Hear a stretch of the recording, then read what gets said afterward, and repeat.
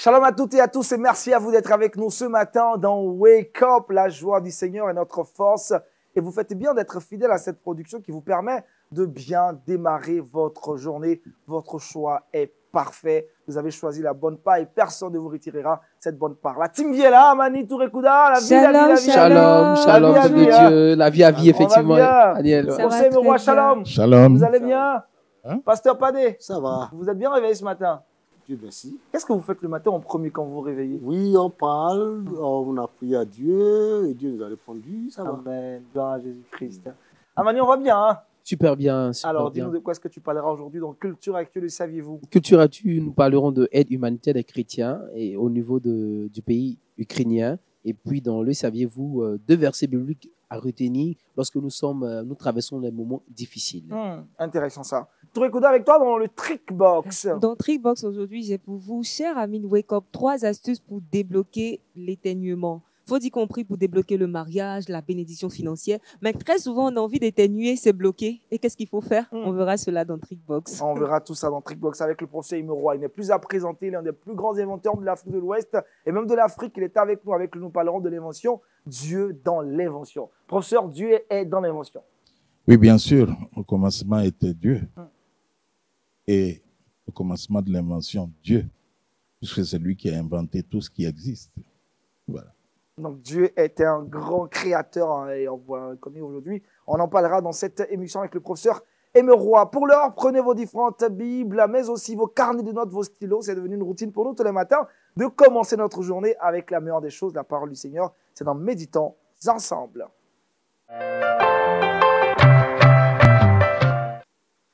Avec le pasteur Padé ce matin, l'exhortation a pour thème comme sujet que cherchez-vous? Oui, c'est une question que Jésus a posée à des personnes qui ont voulu commencer à nous suivre. Ok, je lis Jean chapitre 1, du verset 35. Du verset 35 jusqu'au verset 38. Le lendemain, Jésus était encore là avec 2 de ses disciples. Et ayant regardé Jésus qui passait, il dit, voilà l'agneau de Dieu. Les 2 disciples l'entendirent prononcer ces paroles et il suivit Jésus. Jésus se retourna et voyant qu'il le suivait, il leur dit, que cherchez-vous? Ils lui répondirent, Rabbi, ce que signifie maître, où demeures-tu? Ah oui, ces 2 disciples de Jean-Baptiste qui étaient avec Jean-Baptiste, lorsque le jour-là, Jean-Baptiste a vu Jésus qui passait, Jean-Baptiste a dit, oh voilà l'agneau de Dieu. Et ces 2 disciples se disaient, oui, bon, c'est l'agneau de Dieu que je cherche. Si je suis là avec Jean-Baptiste, c'est pour découvrir l'agneau de Dieu. Et s'il lui dit, voilà l'agneau de Dieu, donc c'est mieux de commencer à le suivre. Donc c'est ainsi qu'ils ont abandonné, j'allais dire abandonné, hein, Jean-Baptiste, pour commencer à suivre, n'est-ce pas, Jésus-Christ. Bon, on allait penser que Jésus allait simplement continuer pour dire, oh, voilà, il y a 2 personnes de plus qui me suivent. Donc, qu'est-ce que lui il a fait? Il s'est tourné pour dire, bon, vous cherchez quoi? Et je vous dis que c'est toujours la question que Jésus pose aux gens. Parce que Jésus savait, il sait que les gens le suivent pour des raisons différentes. Oui, les gens le suivent pour des raisons différentes. Il y a les personnes qui cherchent à voir Jésus parce qu'ils avaient besoin d'une guérison, n'est-ce pas? Il y avait d'autres parce qu'il avait des questions à lui poser. Il savait que celui qui vient et celui qui le suit a peut-être quelque chose dans sa tête. Donc, Jésus dit, écoutez, parce qu'ils étaient 2, écoutez, qu'est-ce que vous cherchez? Qu'est-ce que vous cherchez? S'ils avaient dit, ah oui, Jésus, tu sais, moi je suis malade, qu'est-ce que Jésus allait faire? Il allait les guérir. S'il avait dit, oh Jésus, j'avais une question, Jésus allait répondre à la question.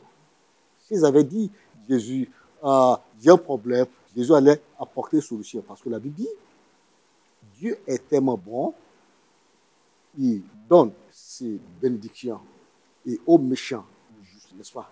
Donc, pour Jésus, il n'avait pas de problème pour bénir, pour guérir, pour donner. Il n'avait pas de problème. Il est généreux. Mais il a posé cette question. Et la réponse de ces personnes nous enseigne quelque chose. Il a dit, ils n'ont pas répondu. Comme on dit ici en Côte d'Ivoire, ils ont répondu une question avec une autre question. Pourquoi cela? Parce qu'il ne pouvait pas dire, voilà, Jésus, je cherche quelque chose. Pourquoi? Parce qu'il cherchait Jésus-Christ lui-même. Parce qu'il cherchait Jésus-Christ lui-même. Parce qu'on a dit, Jean-Baptiste avait dit, voilà l'agneau de Dieu. Et il cherchait l'agneau de Dieu. Il ne cherchait pas solution à un problème. Il ne cherchait pas guérison. Il ne cherchait pas bénédiction. Non, il ne cherchait pas. Il cherchait Jésus-Christ lui-même. Et puis qu'est-ce qu'il a dit? Il dit, Seigneur Jésus, tu habites où? Ça, c'est la question, ça, c'est la réponse de quelqu'un qui ne cherche pas quelque chose pour lui-même. C'est comme dit Jésus, c'est toi que nous cherchons. C'est toi que nous cherchons. Où est-ce que tu demeures? Vous savez, Jésus pose toujours la question à chacun. Qu'est-ce que tu cherches au mot suivant? Qu'est-ce que tu cherches en disant que tu viens à l'église? Tu cherches quoi? Jésus sait que s'il y a 100 personnes dans une église, ce n'est pas tous les 100 personnes qui cherchent Jésus. Chacun a quelque chose qu'il cherche. Il y a des gens qui viennent à l'église parce qu'on dit, oui, si tu vas à l'église, et le pasteur prie pour toi, et tous les problèmes de ta vie sont réglés. Il y a des gens qui cherchent une bénédiction particulière. Ce n'est pas mauvais en soi, mais c'est différent de la réponse de ces personnes. C'est quand on dit, Jésus, c'est toi que je cherche, tu demeures où? Je vais aller là où tu es. Il ne pouvait pas, si je peux dire quelque chose qu'il cherche, parce qu'il cherchait Jésus-Christ lui-même. Ah oui, Jésus lui-même nous a enseigné ce qu'il faut chercher et ce qu'il ne faut pas chercher. Regardons Matthieu, n'est-ce pas? Matthieu chapitre 6. Matthieu chapitre 6, je lis à partir du verset 31. Matthieu 6, à partir du verset 31. C'est Jésus qui parle, il dit ici, il dit, ne vous inquiétez donc point et ne dites pas que mangerons-nous, que boirons-nous, de quoi serons-nous vêtus, car toutes ces choses, ce sont les païens qui les recherchent. Votre Père céleste sait que vous en avez besoin. Cherchez premièrement le royaume de Dieu et cherchez premièrement le royaume et la justice de Dieu, et toutes ces choses vous seront données par-dessus. Ne vous inquiétez donc pas du lendemain, car le lendemain aura soin de lui-même. À chaque jour suffit sa peine. Ah oui, Jésus dit, si vous cherchez, n'est-ce pas, ces choses que tout le monde cherche, vous cherchez argent, vous cherchez solution à vos problèmes, vous cherchez guérison, si c'est tout ce que vous cherchez, tout ce que tu cherches en venant à l'église, c'est comme, tu es comme un païen. Tu es un païen. Vous savez, le païen cherche ces choses matérielles et extérieures. Même parfois, il va à l'église pour le chercher. Ce n'est pas souvent chez le féticheur qu'on cherche, que le païen cherche. Il y a beaucoup de païens dans nos églises. Pourquoi? Parce que c'est la mentalité païenne qui les pousse à venir à l'église. Ils cherchent quelque chose. Ce n'est pas Jésus qui cherche. Il y a les gens qui font offrande dans l'église avec la mentalité païenne. Pourquoi? Parce qu'ils mettent l'offrande, n'est-ce pas, j'allais dire dans Corbeil. Pourquoi? Parce qu'on dit, si vous mettez là, Dieu va vous donner beaucoup plus, n'est-ce pas? Donc, le païen est prêt à mettre 10 000 quelque part. Si on dit que 10 000, si vous mettez 10 000 ici, vous arrivez à la maison, vous aurez 20 000, il va donner ça. Ça, c'est si vous donnez, parce que la Bible dit, donnez et vous sera donné. Si c'est ça la mentalité, vous savez, c'est la mentalité païenne. Le chrétien donne parce qu'il cherche et il aime Dieu. C'est vrai. Lorsque vous donnez, Dieu va vous donner. Mais sachez quelque chose. Lorsque la Bible dit, donnez, vous sera donné, ce n'est pas seulement aux chrétiens. Si le païen donne, si le païen donne pour la cause sociale, s'il donne pour aider les veuves et les orphelinats, il sera béni. Donc, ce n'est pas un principe qui est réservé aux chrétiens. C'est un principe du monde. Donc, si vous donnez, il vous sera donné. Mais ce n'est pas la bonne raison pour le chrétien de donner. Le chrétien donne à Christ parce qu'il aime Christ comme l'agneau de Dieu. Ah oui, bien sûr, lorsque vous donnez, Dieu va vous bénir. Alléluia. Amen. Mais ce n'est pas pour cette raison. Mais ce qu'on voit très souvent, beaucoup sont païens dans leur mentalité. Ils cherchent d'abord toutes ces choses. Mais Jésus dit, ne cherchez pas ces choses. Cherchez moi, Jésus, l'agneau de Dieu. Cherchez Dieu et sa justice. Et ces choses, toutes ces autres choses, qui soient guérison, qui soient prospérité, qui soient bénédiction, toutes ces choses vous seront données par-dessus. Mais si vous cherchez ces choses, hein, le contraire n'est pas vrai. Hein. Si vous cherchez ces choses, hein, vous pouvez même rater le royaume de Dieu. Et il y a beaucoup comme ça, hein, qui cherchent ces choses, ils viennent à l'église pour être bénis. Ils ratent le royaume de Dieu. Mais si vous venez là, parce que vous aimez le Seigneur Jésus-Christ, vous allez le découvrir, il va vous bénir aussi davantage. Donc, voilà, Jésus demandait, qu'est-ce que vous cherchez? Amen. Et que cette question résonne dans le cœur de chacun d'entre nous et de nos auditeurs. Je cherche quoi? Je viens à l'église, mais je cherche quoi? Est-ce que je peux dire comme ces deux disciples, André et l'autre, pour dire que c'est toi que je cherche, l'agneau de Dieu. Je cherche l'agneau de Dieu. C'est la bonne chose qu'on va chercher. Et la justice de Dieu. Et toutes autres choses vous seront données. Que Dieu vous bénisse. Amen, amen, amen, amen, Amen, amen. amen. Quelle exhortation ce Yeah. matin qui nous ramène sur les principes fondamentaux de notre foi, chercher Dieu en premier. Professeur Meroy, c'est Dieu la priorité. Et bien sûr, Dieu la priorité, Dieu avant tout. Et d'ailleurs, vous lui avez posé une question à laquelle je veux bien donner une réponse. Et il a bien répondu. Quand on se réveille le matin, à qui nous parlons en premier? C'est pas à sa femme. Oh. Parce qu'avant même que la femme ou le mari se réveille, on a pris le temps de dire Seigneur, merci de ce que je me suis réveillé Alléluia. ce matin. Amen, amen, amen. Touré Kouda, chercher Dieu en priorité, c'est aujourd'hui un défi pour beaucoup de chrétiens Un qui défi. finalement ont tout inversé. Malheureusement. Et je pense que la société dans laquelle on vit joue un rôle assez important là-dedans parce qu'aujourd'hui, quand tu regardes un peu les médias, tout concourt en fait à vivre en nous des besoins.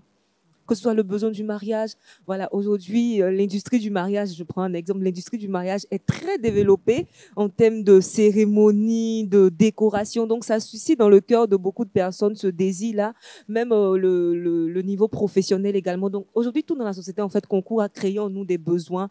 Et si on n'est pas concentré, on n'est pas réellement enraciné dans la parole de Dieu, voilà, on va vivre pour notre chair et on va pas chercher réellement le Seigneur pour ce qu'il est et non pour ce qu'il donne. Voilà. Amani. Oui, le monde aujourd'hui nous présente plusieurs aspects de la vie aujourd'hui, comme ici, chez nous ici en Côte d'Ivoire, on le dit communément, cherchons l'argent vivant. C'est-à-dire quoi?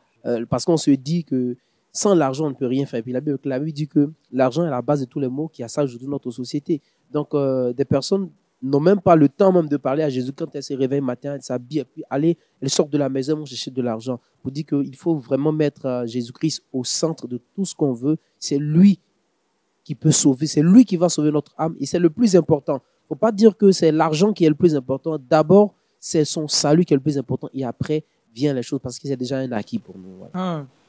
Pasteur, que faire pour un frère, une sœur qui ce matin, en vous écoutant, a compris qu'en réalité, elle ne cherchait jamais Dieu quand elle partait à l'église ou quand Oui, il faut se repentir. Hein. C'est-à-dire que ce n'est jamais trop tard pour se repentir. Bon, il y a beaucoup d'entre nous, moi aussi, j'y étais comme ça, dans une famille chrétienne. Moi aussi, j'étais comme ça, pasteur. Moi aussi, j'étais comme ça. Voilà. Donc, et puis, j'ai découvert que, oui, j'étais dans l'église, mais je n'étais pas en Jésus-Christ. Je ne cherchais pas Jésus-Christ. Je me suis repenti. Par la repentance, tout se corrige, n'est-ce pas? Par la repentance, tout se corrige.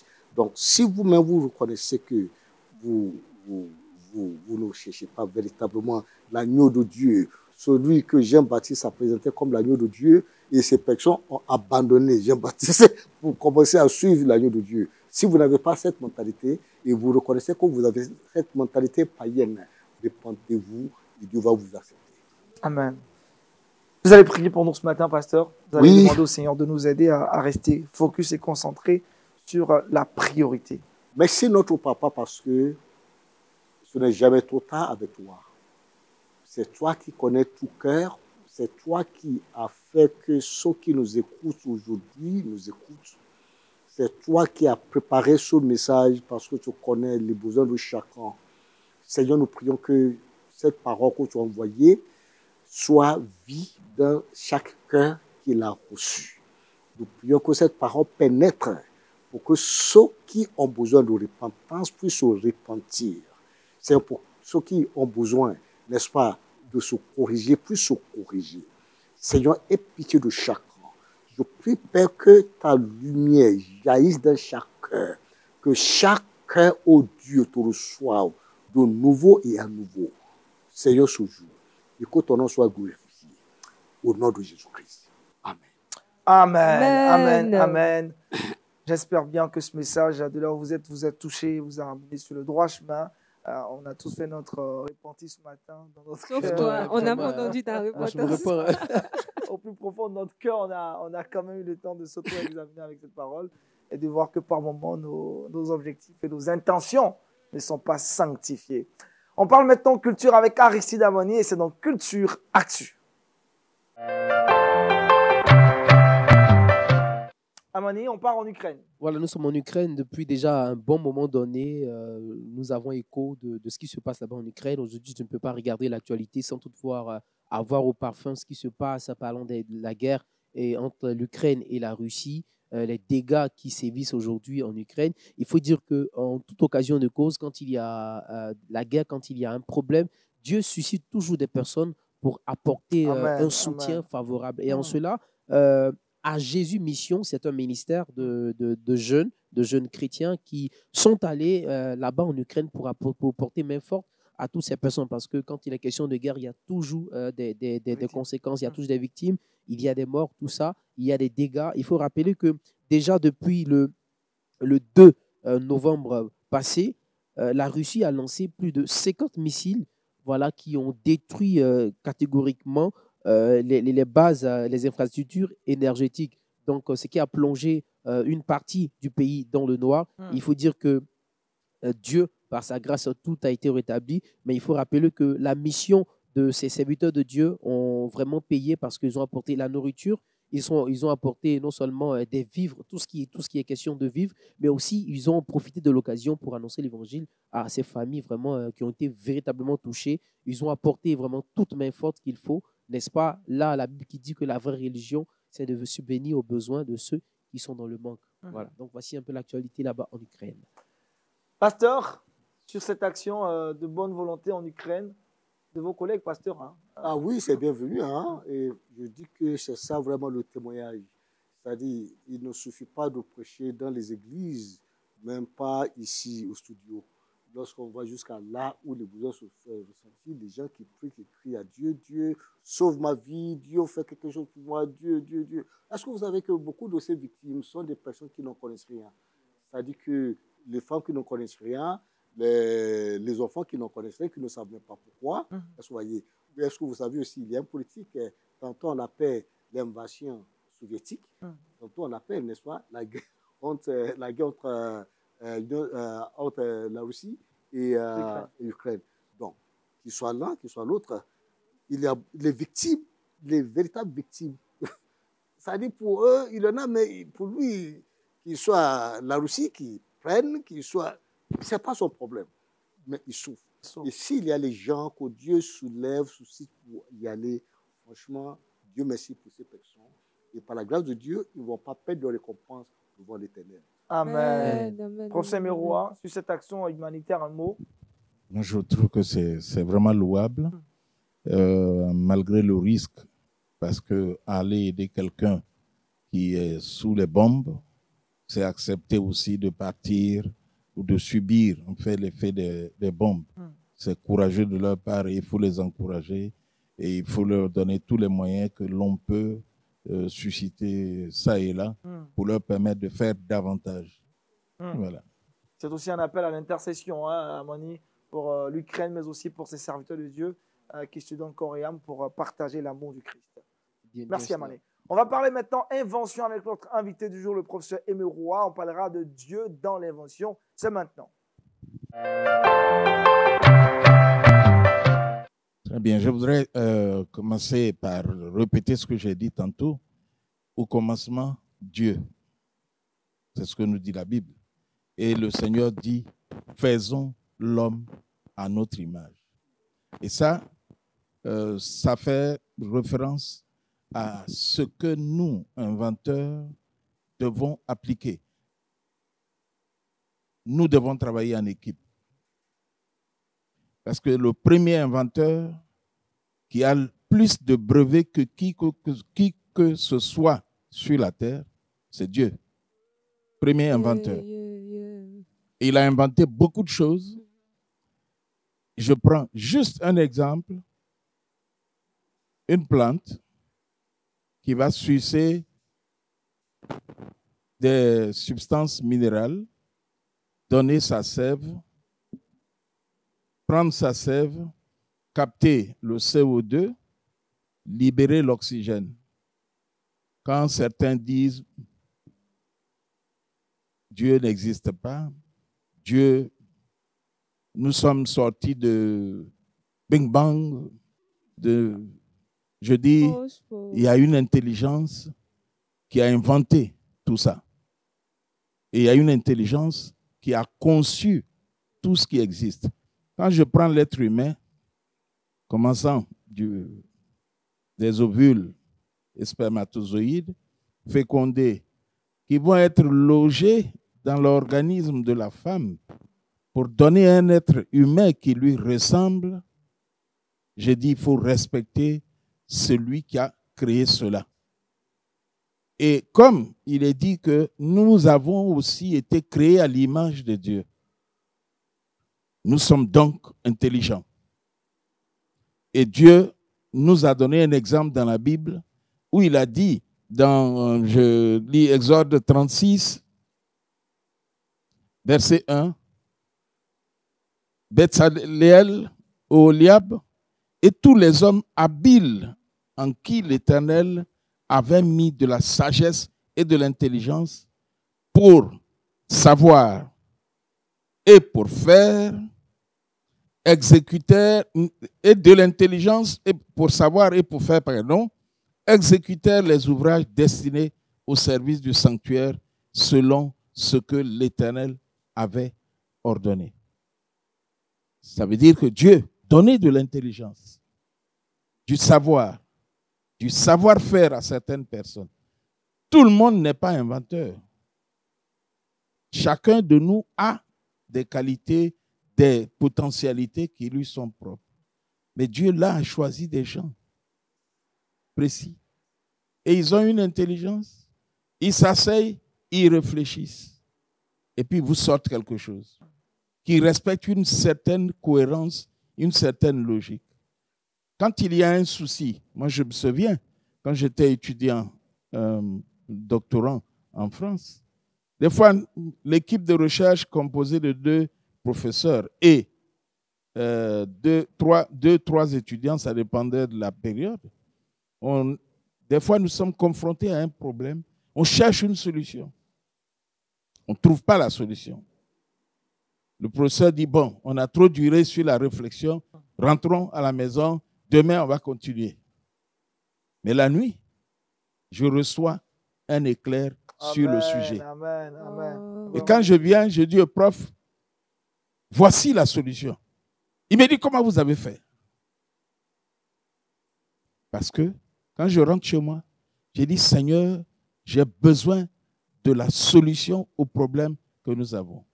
Okay? Donc, toute personne qui sent qu'elle a des aptitudes pour pouvoir faire une invention, moi, je dirais à la personne, il ne faut même pas hésiter. Constitue-toi une équipe, fais confiance à ton équipe, parce que tu n'as pas la science infuse. OK? 2 têtes valent toujours mieux qu'une tête. Il y a des aspects que tu verras, que ton ami verra. Et puis, le choix de son équipe n'est pas une histoire, une affaire que d'intellectuels. Moi, j'ai une équipe où il y a des fois des personnes qui ne sont pas allées loin à l'école. Et j'ai des chercheurs avec lesquels je réfléchis. Je leur fais confiance et je me suis rendu compte que quand on a un niveau intellectuel, on réfléchit grand. Et les petites solutions, on ne les voit pas. Et ce sont ceux qui ne savent même pas lire des fois, qui vous disent, voici la solution. Et donc, je dis, pour encourager mes frères et sœurs qui sentent qu'ils ont été qualifiés par Dieu avec de l'intelligence, avec un savoir, avec un savoir-faire, de ne même pas hésiter. Puis on n'a pas besoin pour faire une invention d'être d'un niveau intellectuel élevé. Non. Dieu t'ayant qualifié, tu es capable d'inventer. Et quand tu as découvert quelque chose, il faut chercher à protéger. Parce qu'aujourd'hui, on copie. Chaque matin, on vous voit faire quelque chose, on vient copier. Et avant que vous ne réussissiez à mettre votre article sur le marché, certains pays qui ont plus de moyens remplissent le marché donc avec le produit issu de votre réflexion, de votre invention. Et donc voilà un peu ce que je peux dire pour encourager les uns et les autres. Oui, en protégeant, vous allez avoir des brevets. En Côte d'Ivoire, la Côte d'Ivoire a plus de 300 brevets. Il y a une fédération ivoirienne des inventeurs qui existe. Que ceux qui en ont le désir se rapprochent donc de cette fédération ou vont au ministère donc de l'Industrie rencontrer les responsables, enfin l'OIP, Office ivoirien de la protection intellectuelle, pour protéger leurs résultats. Il y a un jeune Ivoirien qui a fabriqué une voiture, un jeune de la région de Yamoussoukro. Mais il a fabriqué une voiture à partir de quoi? À partir des pièces qu'on aurait mis à la poubelle. Des morceaux de fer, des petits appareils électroniques, etc. Il y a un jeune Togolais qui a fait la même chose. Il a mis au point une voiture. Il y a un jeune Kenyaan, je crois, si je ne m'abuse, qui lui a fabriqué un hélicoptère. Et des fois, on a l'impression que non, ce sont les Européens, les Occidentaux seulement qui sont capables d'invention. Non, la Bible ne dit pas que Dieu a qualifié que des Occidentaux. Il dit, il a choisi des gens. Et si on veut aller plus loin, selon les anthropologues, les historiens, etc., mais l'homme est sorti. Le jardin d'Éden se trouverait quelque part en Afrique. Donc, si Dieu a qualifié des gens, il a qualifié en premier des Africains. Et donc, les Africains, prenons notre responsabilité, commençons à inventer, déposons des brevets, protégeons ce que nous avons et nous pourrons donner toute la gloire à Dieu. Amen. Et nous pourrons donner toute la gloire à Dieu. Comme quoi, la dernière phrase est très importante et nous pourrons donner toute la gloire à Dieu. Pasteur, l'invention, l'inventeur premier, le premier inventeur, c'est Dieu, il restera le meilleur et l'unique. Ah oui, c'est Dieu qui est le premier inventeur, comme le professeur a dit. C'est-à-dire que tout ce qu'on voit aujourd'hui, là, pour nous qui on n'y a même pas réfléchi, Dieu a inventé. Tout, il a inventé. Mais si vous regardez les cieux, vous voyez beaucoup, tout a été inventé par Dieu. La Bible dit que le ciel raconte la gloire de l'Éternel, n'est-ce pas? Psaume 19, verset 1. Le ciel, c'est-à-dire si vous regardez le ciel, ça raconte la gloire de l'Éternel. Romains chapitre 1 nous dit que la création nous enseigne trois choses. C'est-à-dire, si vous regardez ce monde, vous voyez, ça vous raconte. Même si vous n'êtes pas chrétien, la création nous enseigne c'est-à-dire la perfection invisible de Dieu. Elle nous enseigne la divinité de Dieu et la puissance éternelle de Dieu. Romains 1, disant, verset 20. Donc, tout a été inventé par Dieu. Et si, comme le prophète dit, si Dieu est notre source, il va nous inspirer. Amen, amen. Et le professeur a pour source Dieu. Dites-nous un peu les différentes inventions que vous avez fait avant de terminer, vos différentes inventions. Bon, aujourd'hui, Aujourd'hui, je crois que nous avons environ une douzaine de brevets. Wow. Ok. Gloire à Jésus-Christ. Nous avons 2 dans le pipeline de l'OIP Ok. que nous sommes en train de corriger parce qu'ils ont déjà révisé et on doit corriger puis leur retourner. Mais bon, je citerai, on a inventé de nombreux matériaux avec mon équipe au niveau de l'université, de nouveaux matériaux. Entre autres, par exemple, vous faites des cloisons ici. Vos cloisons, on a inventé des éco-matériaux qui peuvent vous permettre de faire, l'isolation, ok, qui sont faits des matériaux qui sont faits, des plaques qui sont faites à partir des déchets de papier. Nous avons des plaques qui sont faites à partir des fibres végétales. Des fibres végétales et du plastique. Nous avons des matériaux qui sont faits à base des déchets de tissus de couture. Ce sont des choses qu'on mettait à la poubelle. Vous recyclez tout ça et vous créez des objets avec des matériaux. plaques qui peuvent servir à l'isolation, qui peuvent servir à comment vous appelez ça?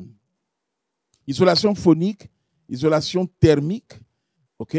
Et nous avons, ça c'est donc au niveau des plaques, nous avons inventé donc le support pour les mortiers. Lorsqu'on pile le foutou, ça absorbe la vibration et ça absorbe les chocs. Le seul choc qu'on n'a pas pu éliminer, c'est le choc entre le mortier et le pilon. Voilà. Et un pasteur m'a fasciné un jour. Il est venu, il en a acheté 4. On lui demande, mais vous allez faire quoi les 4? Il dit, j'habite un immeuble où il y a 4 appartements. Donc, je prends un pour moi et puis je m'en vais donner à chacun des occupants, des 3 autres occupants. J'étais enchanté quand ma commerciale m'a passé l'information. Donc, il a vu que c'était important. Il n'a pas voulu dire aux gens, vous me cassez les pieds, vous me fatiguez, vous faites du bruit. Il a acheté, il allait être donné à chacun. Okay? Ça, c'est l'une des inventions. Aujourd'hui, nous avons mis sur le marché les protège-matelas. Protège-matelas imperméables et lavables. Les enfants urinent désormais sur votre lit. Le drap va se salir, mais le matelas reste neuf parce que le protège-matelas que vous avez pris pour habiller le matelas, il est imperméable et lavable. Vous pouvez vous rester dans votre lit, boire votre café. Si le café est versé, c'est le drap seulement que vous aurez à laver.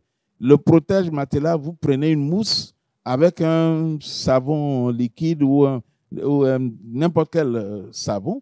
Vous nettoyez simplement. Vous n'avez pas obligation de sortir le matelas pour aller le sécher au soleil, etc. Et même quand vous faites ça, il y a une odeur résiduelle. Quand vous envoyez le matelas pour le sécher dehors parce que les enfants ont uriné dessus, il y a une odeur résiduelle qui fait que la chambre des enfants est toujours puante. Merci pour le mot. Okay? Et donc, mais avec le protège-matelas, nickel. Nickel. Gloire à Jésus-Christ. Ouais, c'est le Seigneur qui fait tout ça, qui inspire, et c'est vraiment dans le Seigneur qu'on peut avoir de tels inventeurs et inspirés du Saint-Esprit. Torigouda, oui. Tu as besoin de ce protège-matelas. Non, pas du tout. Pas du tout. Par contre, le pilon m'intéresse bien, le moitié. C'est juste waouh. Parce qu'on a grandi, en fait, avec ce élément-là dans nos maisons. Ça faisait du bruit. Et à aucun moment, on pouvait imaginer qu'une solution pouvait être trouvée, en fait, à cela. La solution est trouvée depuis quelques années maintenant. Waouh. Le professeur Miroir a réfléchi sur ça. Mais je vais vous dire, vous avez besoin du protège-matelas. Pour les urines. Non, ce n'est pas seulement pour les urines. Les adultes ont besoin de ça. Le sperme laisse des traces sur le lit. Le sang laisse des traces sur le lit. Et ça fait que les gens, pour faire un déménagement, il déménage la nuit. Parce que les matelas sont sales. Il y a tous les dessins possibles et inimaginables sur les matelas. OK? Et puis, quand ils déménagent la nuit, ils vont plus loin, ils prennent un drap pour attacher et cacher le matelas. Avec les protèges matelas que nous faisons, vous n'avez plus ce problème. Nos amis qui viennent d'Europe achètent pour repartir en Europe avec. Parce que ce qui est vendu en Europe et qui est importé en Côte d'Ivoire n'est pas totalement imperméable. Et donc, quand ils viennent découvrir ce que nous avons, ils achètent et ils partent avec. Vous avez tout dit. Ce soir, Kouda prendra voilà. Allez, on progresse. On retrouve justement Touré Kouda dans le Trickbox. Touré Kouda avec toi ce matin dans le Trickbox. On parle d'éternuement. Yes, 3 astuces pour débloquer l'éternuement. Je sais que certaines personnes vivent des blocages. Des wake-uppers en souffrent. Ils vivent des blocages dans leur vie, pas seulement au niveau financier ou au niveau de la santé, non. Vous savez, et j'ai la solution aujourd'hui. Voilà, pour débloquer cette situation. Donc, la première chose que nous allons utiliser pour cela, c'est... La première chose que nous allons utiliser pour provoquer l'éternuement est une boisson gazeuse. Très peu de personnes le savent, mais les boissons gazeuses facilitent en fait l'éternuement. Pour cela, il faut rapprocher, bien sûr, cette boisson-là au niveau de notre nez, renifler, et vous allez voir que les secondes qui suivent, vous allez éternuer. La libération sera, voilà, votre partage, tout comme le peuple d'Israël a été libéré, vous aussi, vous serez libérés dans ce sens-là. La deuxième astuce qu'on va utiliser, c'est une lumière vive. Et cela s'appelle le réflexe photostémutatoire. Voilà, certaines personnes sont sensibles à cela. Il s'agit tout simplement de fermer les yeux pendant quelques minutes, créant en fait une atmosphère très sombre. Et juste après, vous ouvrez les yeux, vous braquez une lumière vive sur votre visage et ça va créer un choc. Vous allez éternuer les secondes ou les minutes qui vont suivre. La dernière astuce pour pouvoir éternuer, on va utiliser un plat épicé. On vous recommande de préparer quelque chose de très épicé, riche en cumin, en poivre noir ou en piment tout simplement. Et l'odeur va favoriser cela. Ou bien le fait de mixer ou écraser tout simplement ces différents produits le fait de mixer cela ou écraser va favoriser en fait l'éternuement. Donc ce sont ces astuces-là que j'ai voulu partager avec vous aujourd'hui. C'est la dernière astuce, elle marche très bien, Kouda. Piment? Ok. Tu peux le mettre même juste au bout des nez aussi. Juste pour toi, pas pour nos amis de Wake Up, juste pour toi. D'accord. On va essayer ça, Manu. On va voir ce que ça donne. Allez, merci Touré Kouda. On marque juste un petit arrêt. On revient avec elle. C'est pour Pasteur, je vais savoir. Pasteur, je veux savoir est une question qu'un internaute nous pose. Si vous avez des questions qui vous taraudent l'esprit, c'est simple, écrivez-nous en inbox de la page Facebook de LMTV. On recueillera toutes vos questions, on les posera sur ce plateau même aux différents invités que nous recevons. Touré Kouda, l'internaute t'a posé quelles questions aujourd'hui? Pasteur, je veux savoir, j'ai contribué au divorce de mon partenaire actuel. Aujourd'hui chrétienne, dois-je l'épouser? Je n'ai pas saisi, hein? Pardonnez. Ok, c'est une sœur au Christ. Okay. Elle dit, pasteur, j'ai contribué au divorce de mon partenaire actuel. Maintenant que je suis chrétienne, dois-je l'épouser? Ah non, pas forcément. Hein. C'est-à-dire que, si je comprends, c'est-à-dire que lui, il a contribué au divorce. Il n'était pas chrétien à l'époque? Il n'était pas chrétien. Et l'autre, là, s'est divorcé, n'est-ce pas? Et maintenant, ils ne sont pas encore mariés, peut-être ils vivent ensemble, n'est-ce pas? Et donc, il veut épouser est-ce qu'il est obligé maintenant de l'épouser? Il est chrétien, maintenant, il voit ce qu'il appelle. C'est-à-dire que tout est basé sur le faux. Oh! Tout est basé sur le faux. Si on est converti, c'est qu'on s'est repenti. Et si on s'est repenti, on doit tout amener à Dieu. Soyez. Bon, d'abord, parce que vous reconnaissez, c'est-à-dire je parle à la personne, si elle reconnaît que c'est lui qui a contribué au divorce de cette personne, et maintenant lui, il est converti, il dit à celle-là, écoute, c'est moi qui était à la base de votre divorce. Donc, ce n'est pas soi qui demande pardon à son niveau, mais au niveau de l'autre personne. Soyez. Bon, c'est-à-dire, il ne doit pas à cause de cela l'épouser. C'est-à-dire, mariage ne se bâtit pas sur ce genre de choses. Ils vont finir encore de se divorcer. Il faut. Ce qu'il n'a pas dit, c'est est-ce que l'autre aussi s'est converti? Parce que au niveau du mariage, on cherche la face de Dieu. Ma repentance, je me suis repenti, je fais ce qui est mauvais. Dieu, montre-moi le chemin pour continuer. La repentance, mais aussi maintenant, qu'est-ce que je dois faire? Est-ce que celle-là est ma femme? Si elle n'est pas ma femme, elle n'est pas ma femme. Peut-être c'est si je peux dire ce brisement de cœur, il va l'amener l'autre au Seigneur. Parce que si les deux se marient, c'est un foyer fragile, hein? Ça ne va pas tenir. Donc, sauf s'il cherche la face de Dieu et Dieu confirme cela. Sinon, ça, ce n'est pas une bonne base de se marier. Merci, pasteur. Merci, pasteur. On avance avec Touré Gouda, ça va? Oui, ça Claire, va. la Je pense réponse? que la sœur a la réponse à sa question. La clairement. sœur a la réponse. Même si la question ne lui fait pas vraiment plaisir, c'est la parole de Dieu. Hein. Le pasteur s'est laissé conduire par l'Esprit Saint et par la parole de Dieu pour les emmener à comprendre qu'il faut que tout soit construit sur du vrai et non pas sur du faux. On retrouve Aristide Amani. Le saviez-vous? Qu'est-ce qu'on ignore? Amani nous dit tout maintenant. Amani. Oui, Daniel, très souvent, quand on traverse les moments les plus difficiles, nous oublions certaines promesses de Dieu dans la Bible à notre sujet.